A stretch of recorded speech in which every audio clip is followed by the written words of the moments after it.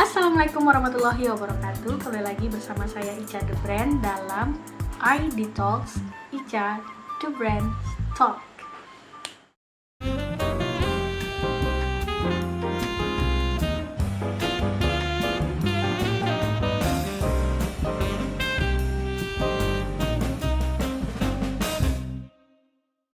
Jadi dalam episode kali ini kita akan membahas bagaimana cara menulis artikel singkat baik bagi pemula ataupun yang sudah ekspertis di bidangnya.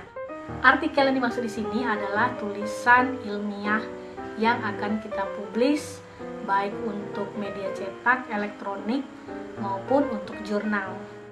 Ada beberapa komponen penting yang harus kita ketahui ketika kita akan menulis sebuah artikel, terutama artikel singkat yang akan saya berikan tipsnya berikut ini. Ada 7 bagian yang harus kita tahu untuk membuat sebuah artikel ilmiah. Yang pertama, abstrak atau abstrak. Yang dimaksud dengan abstrak adalah ringkasan dari isi keseluruhan artikel atau penelitian yang akan kita jadikan tulisan singkat. Yang tujuannya agar pembaca dapat memahami tujuan dari si penulis atau peneliti.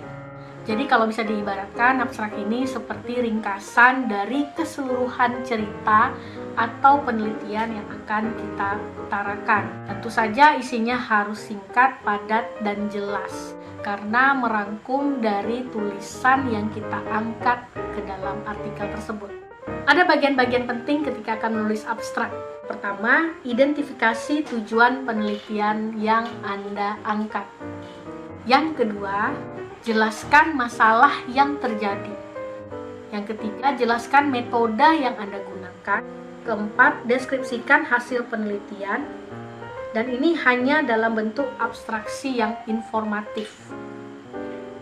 Dan yang kelima, tentu saja kesimpulan yang sangat singkat dari tulisan yang Anda angkat. Biasanya dalam abstraksi ini, ketika tulisan kita dalam bahasa Inggris atau artikel yang akan menggunakan bahasa asing, abstraksinya dalam bahasa Indonesia.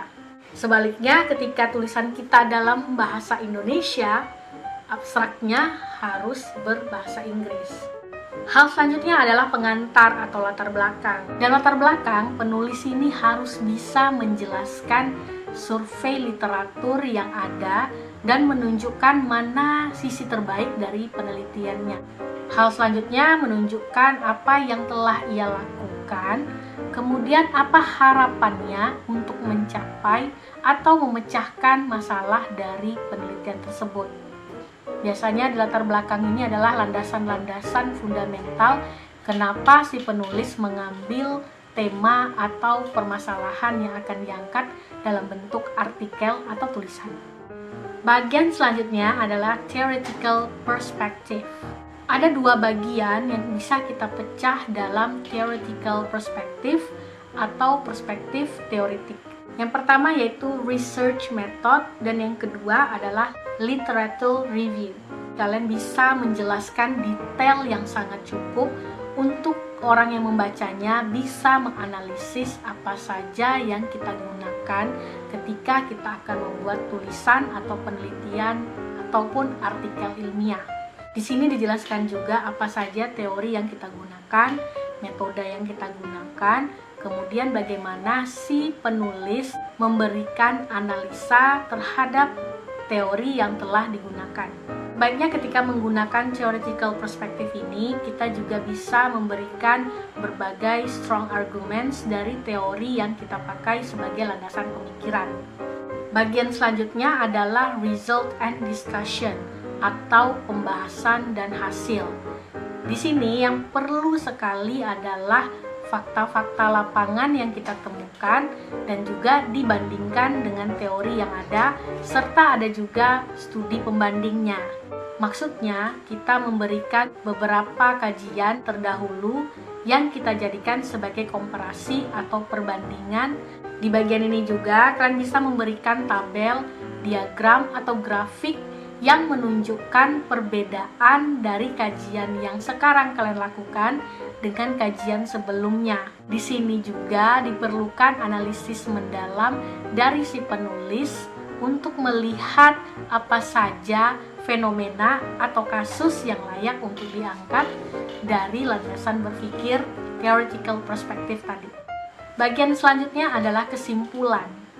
Dalam bagian ini yang paling penting adalah si penulis dapat menjawab hasil atau simpulan, bisa dalam bentuk solusi, masukan, ataupun kritikan dari fenomena yang diambil. Diceritakan juga bagaimana hasil dari penelitian kita, simpulannya, benang merah dari penelitian yang kita lakukan. Hal selanjutnya adalah acknowledgement. Acknowledgement atau orang-orang yang terlibat ataupun keterangan yang akan kita gunakan untuk menunjukkan apa saja bagian dari penelitian kita. Bukan saja siapa yang terlibat, tapi bagaimana penelitian atau artikel ini didukung. Misalnya artikel ini merupakan bagian dari penelitian yang didukung oleh sebuah yayasan, institusi, ataupun perusahaan atau lembaga yang mendanai kalian. Tetapi kalau artikel ini adalah artikel bebas, acknowledgement biasanya digunakan hanya sebagai gratitude atau memberikan keterangan tentang apa saja pihak-pihak yang telah membantu dari sisi penulisan artikel.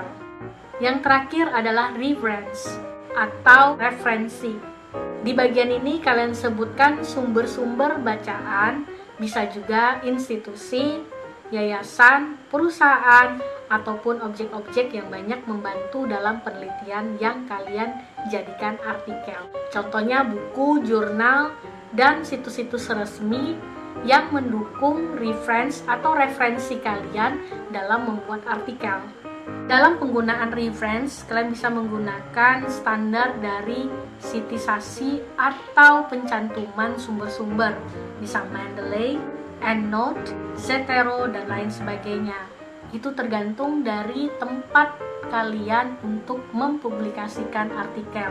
Jadi biasanya akan ada template yang diberikan untuk membuat reference sesuai standar dari institusi atau jurnal yang akan kita jadikan tempat untuk artikel. Biasanya artikel ini hanya terdiri dari 4-5 halaman, tidak lebih.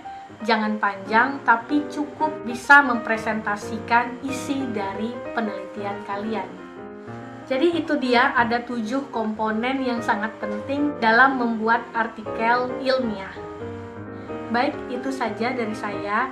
Semoga bermanfaat dan juga bisa memberikan sedikit kontribusi bagi teman-teman yang tengah membuat artikel.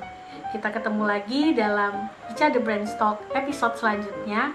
Jangan lupa like, comment, share, dan subscribe channel saya agar saya tetap bersemangat memberikan video-video bermanfaat, insya Allah. Terima kasih. Assalamualaikum warahmatullahi wabarakatuh.